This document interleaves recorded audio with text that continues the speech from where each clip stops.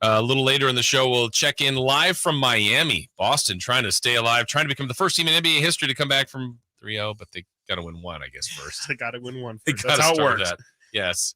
Coming up here in just a moment, we're going to be joined by Steve Berman from The Athletic. He writes about the A's, about many things in baseball. And Chris, we good to go with him? Yeah, let's bring him in now. Steve Berman joining us. And, of course, you'll be able to see him as well on our YouTube page.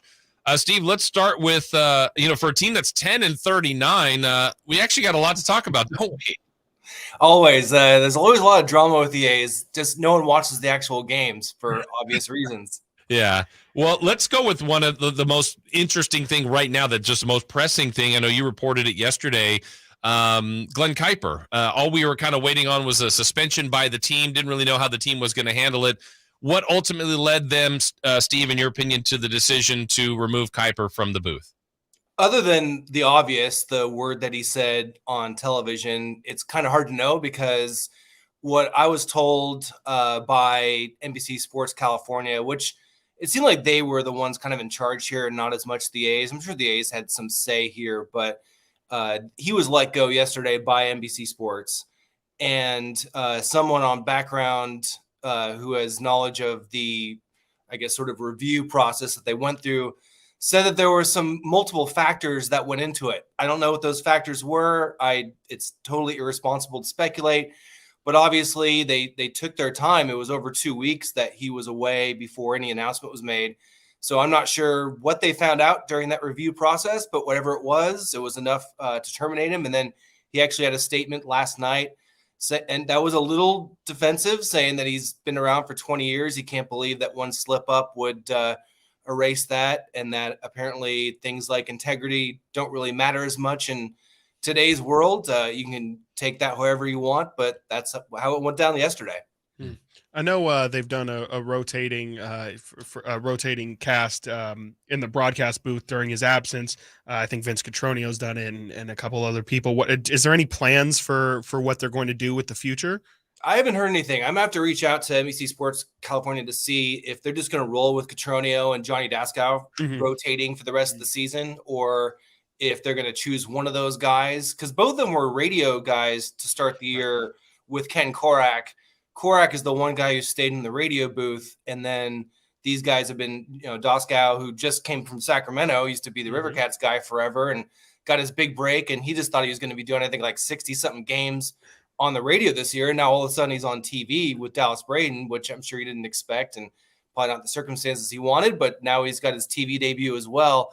I don't know. I'm guessing they'll just roll with those two for the rest of the season, but I do need to check out with them and see actually if there's a plan there or not. Steve Berman joining us from The Athletic. Steve, let's jump to that's off the field too, but the situation with the future of the Oakland A's, whether it's in Oakland, whether it's Vegas, whether it's somewhere else. Vegas had some momentum, but it feels like that momentum is shrinking by the day. What's the latest on the potential for Las Vegas and the Oakland A's? Today, it seems like every day lately there's been a little bit something else trickling out. The Nevada Independent has done a fantastic job on this unbiased coverage. I think you can argue that there's a certain newspaper in Las Vegas that seems to be very friendly with the A's. I'll let that sit there. But the Independent reported today that, we had a binding agreement weeks ago, right? About a month ago, a binding agreement to be at the Wild Wild West Casino, like this giant parcel of land. That turned into scrapping that and going to the Tropicana site and maybe having an agreement there. So now they're trying to figure out how to get public money. According to the Nevada Independent today, there was now a loose agreement on public funding that's going to be short of what the A's want. And how they fill in the gap, we don't know if it's going to be asking the A's to contribute, which they won't want to, or even Clark County having to foot some of the bill themselves. And so it's a really interesting thing. Like, I've even seen Vegas reporters saying that if they can't figure this out, if there's shortfalls in terms of the funding, if this does go through, then Clark County residents' property taxes might be raised, which would be very, very unpopular. So, yeah, I don't know how many people actually in the Nevada, Las Vegas area want this to happen, but it seems like there's, with this loose agreement, there's at least a little bit of action from the politicians toward getting something done. But with all of this, until something's actually happening and there's an actual agreement that's a binding agreement, a real one, not a binding agreement that just goes away in a week. Who knows what's going to happen here? Steve, I was looking through your Twitter feed the other day, and I saw this quote, and I was like, I have to get your thoughts on this.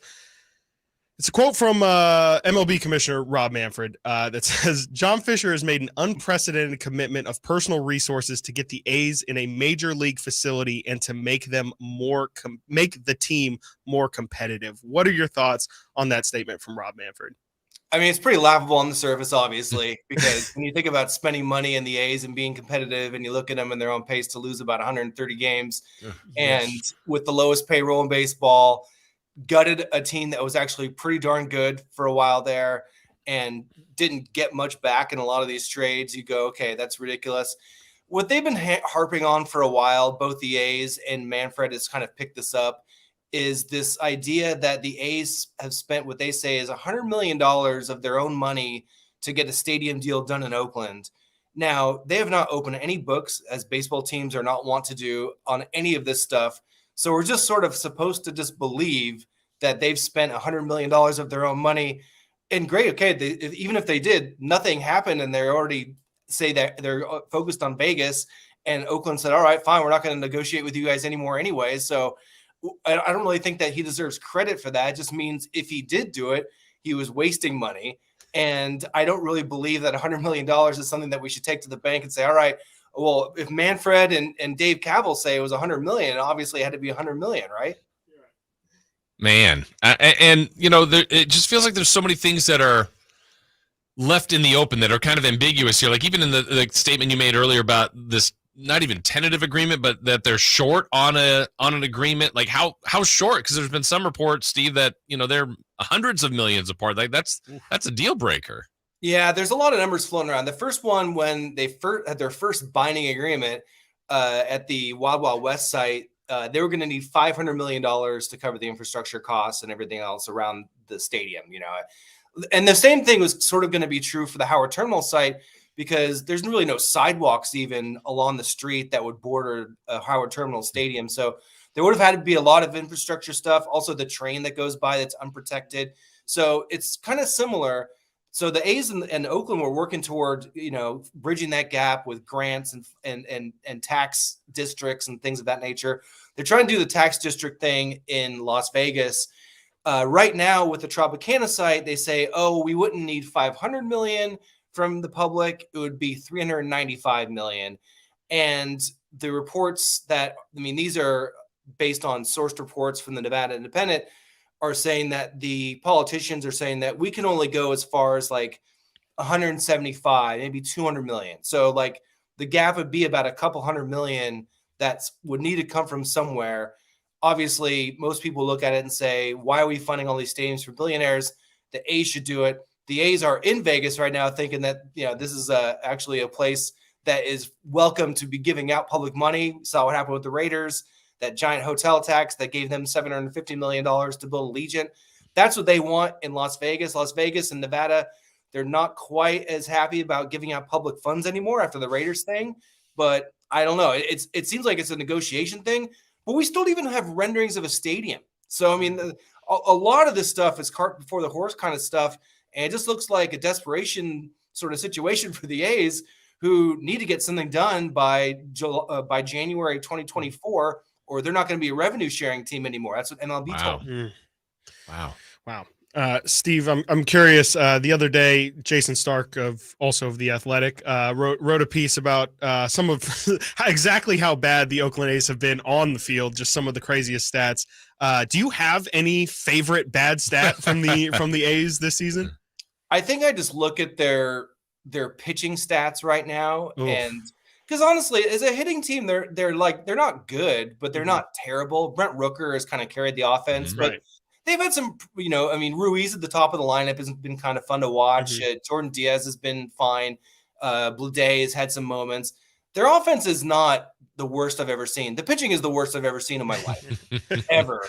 I was looking at it yesterday, and actually, if you're into Fangraphs not only has WAR for players, but also they'll show WAR for teams and just for like parts of a team. right, so the A's pitching staff has negative 3.6 WAR combined.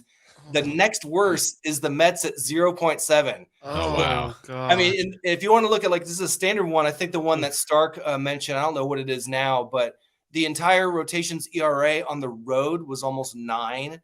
And the starter's ERA for the first month of the season was like over 9. I mean, just insanity. I mean, I don't know, like the Japanese guy, Fuji, they got, he walks like over a guy an inning. I mean, nothing, no move they made, and all these trades that they made to get, to trade Bassett and the Chapman trade was probably the worst one of the bunch.